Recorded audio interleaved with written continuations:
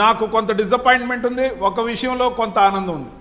Disappointment ఎందుకంటే అదే సజ్జల ఈ పార్టీని టేక్ ఓవర్ చేస్తే, అంటే నేను మీకు ముందే చెప్పాను, త్వరలో జగన్ జైలుకు వెళితే సంబరాలకు సిద్ధంగా ఉన్న సజ్జల అని నేను చెప్పడం జరిగింది. ఎందుకు చెప్పానంటే సంబరానికి కారణం మొత్తం పార్టీని ఆయన గ్రిప్లోకి తీసుకొని ఈరోజు ఇంక ఎస్ బాస్ అనాల్సిన అవసరం లేదు, టోటల్ బాస్ నేనే డిక్లేర్ చేసుకునే కార్యక్రమం. ఆయన గత చరిత్ర కూడా అలాంటిదే.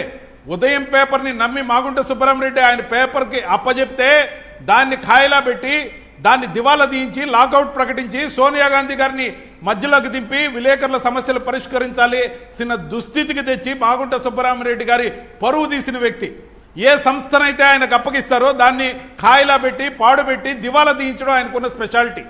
ముఖ్యంగా వైఎస్ఆర్సీపీని కూడా మూసేసి సేఫ్గా తాళం వేసి దానికి లక్కతో సీల్ వేసి పార్టీ లేదు పుష్ప అని రాసిపోవాలనే ఆయన ప్లాను ఈ రోజు మీరు ఇచ్చిన వార్తతో కల చెదిరింది.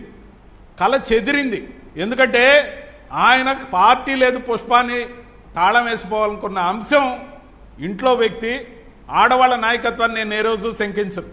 ఉమెన్ ఎంపవర్మెంట్ రోజులు ఇవి. 33% రిజర్వేషన్ మహిళలకు కేటాయించిన ఎన్డీఏ ప్రభుత్వం, రాష్ట్ర ప్రభుత్వం అన్నింటిలో ప్రోత్సహిస్తూ ఉంది ఈరోజు చంద్రబాబు నాయుడు గారి ఆధ్వర్యంలో. మరీ ముఖ్యంగా మొన్నటిదాకా దగ్గుపాటి పురంధేశ్వరి గారి నాయకత్వంలో బీజేపీ ఆంధ్రప్రదేశ్లో బలంగా ఎదిగింది. ఈరోజు మాధవ్ గారు దాన్ని మరింత ముందుకు తీసుకెళ్తున్నారు.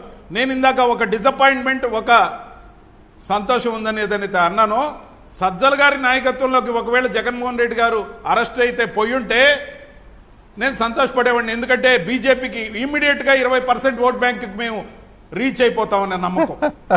అదే ఇంట్లో వ్యక్తి వచ్చి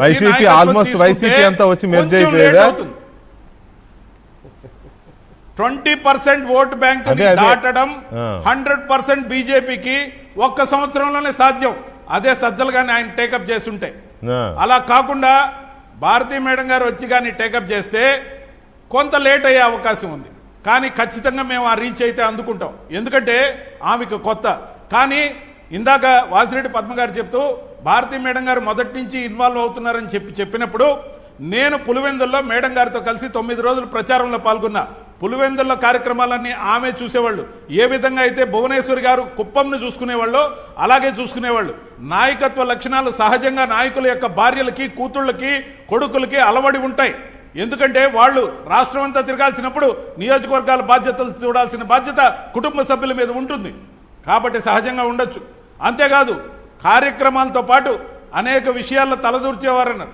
తలదూర్చడమా, దాన్ని సహకరించడమా అని ఏ విధంగా చూసినప్పటికీ 139 మందికి పదవులు ఇచ్చినప్పుడు నాకు పదవి ఇవ్వకపోతే రవణకు పదవి ఇవ్వలేదు, మీరు తప్పు చేస్తున్నారని జగన్ గారి ముందు నా బయోడేటా పెట్టి సంతకం పెట్టించి చైర్మన్ పదవి ఇచ్చిన ఘనత మేడం గారికి చెందుతుంది. అంటే ఆమె ఇన్వాల్వ్మెంట్ ఉందని నేను సర్టిఫై చేస్తున్నా. ఆమె ఇన్వాల్వ్మెంట్ నిశ్చితంగా ఉంది. ఎవరికి ఇవ్వలేదు, ఎవరికి ఇచ్చారు, ఎందుకు ఇవ్వలేదు, ఏ వర్గానికి ఎందుకు ఇచ్చారు, ఎవరు ఎంత పెత్తనం చేస్తున్నారని ఆమె నిశ్చితంగా గమనిస్తుందనే దానికి సాక్ష్యంగా నేను ఈ విషయాన్ని, నా విషయాన్ని చెప్పడం జరుగుతూ ఉంది మీడియా ముఖంగా. ముఖ్యంగా ఈరోజు పురంధేశ్వరి గారి నాయకత్వమైన భువనేశ్వర్ గారి అవసరంలో చంద్రబాబు నాయుడు గారిని ఆదుకున్నారు. రేపు జగన్ గారి కోసం భారతమ్మ గారు నిలబడ్డా, లేకపోతే ఇప్పుడు షర్మిలమ్మ గారు ఆంధ్రప్రదేశ్ కాంగ్రెస్ అధ్యక్షురాలైనా అనేక మంది మహిళా నాయకత్వాలు ఎప్పుడు కూడా వాళ్ళ భర్తలకో లేకపోతే కొడుకులకో లేకపోతే ఆపద వచ్చినప్పుడు నిలబడడం తప్పేమీ కాదు. తప్పని ఎవరన్నారు? మనం కూడా ఇప్పుడు తప్పనట్లా కాదు. ఇప్పుడు మనం కూడా ఒక మాట పూర్తి చేస్తా. నేను అనేది ఏంటంటే కాదు లిక్కర్ స్కామ్ లో చేసిన పాపం వాస్తవాలు ఎంత దారుణంగా ఉన్నాయంటే సునీల్ రెడ్డి గారి గురించి, అనిల్ రెడ్డి గారి గురించి ఎంక్వైరీలు 10 కంపెనీలు, 14 కంపెనీలు, చెవిరెడ్డి గారికి సంబంధించి అనేక బినామీ కంపెనీలు, వాటి డీటెయిల్స్ కూపీలు లాగడంతో పాటు ఈడీ ఎప్పుడైతే ఎంటర్ అయిందో కంప్లీట్ పార్టీ షేక్ అయిపోయింది. ఖచ్చితంగా షేక్ అయింది. దీన్ని తిరిగి పార్టీ రూపంలో ఎస్టాబ్లిష్ చేయడానికి కోర్టులు నమ్మే కంటే చివరి ప్రయత్నంగా ఇంట్లో వాళ్ళని నమ్మడం మంచిదనే నిర్ణయానికి వచ్చినట్టు కనపడుతుంది. Let them. కానీ అది ఇంట్లో వాళ్ళు చేసినా బయట వాళ్ళు చేసినా దేశం కోసం, ధర్మం కోసం నిలబడ్డ మా పార్టీ బీజేపీ ఎదుగుదల ఖాయం. ఎందుకంటే కూటమిలో చంద్రబాబు నాయుడు గారి కోసం చిన్న మాట మీరే చెప్తారు కానీ చిన్న మాట ఇక్కడ మన చర్చ బీజేపీ ఎదుగుదల గురించి చంద్రబాబు నాయుడు గారిని నమ్మి వచ్చేవాళ్ళు బీజేపీ ఎదుగుదల గురించి కానే కాదు మన చర్చ. జనసేనని నమ్మి బీజేపీ ఎదుగుదల వస్తే మంచిదే, ఎదగండి సార్. నేను ఒక మాట చెప్పనీయండి సార్ బీజేపీ గురించి కూడా చెప్పాలి సార్. నేను బీజేపీ రిప్రజెంటేటివ్. నేను అనేది చంద్రబాబు నాయుడు గారిని నమ్మి వైసీపీ నుంచి వచ్చేవాళ్ళు ఉన్నారు, జనసేనను నమ్మి వైసీపీ నుంచి వచ్చేవాళ్ళు ఉన్నారు, బీజేపీని నమ్మి వచ్చేవాళ్ళు ఉన్నారు. మీకు ఎగ్జాంపుల్ బాలినేని గారు జనసేనలో చేరారు, నిన్నటికి నిన్న 5 మంది ఎమ్మెల్సీలు మరి తెలుగుదేశంలో చేరారు, 2 ఎమ్మెల్సీలు బీజేపీలో చేరారు. అలా వలసలు ఉంటాయి.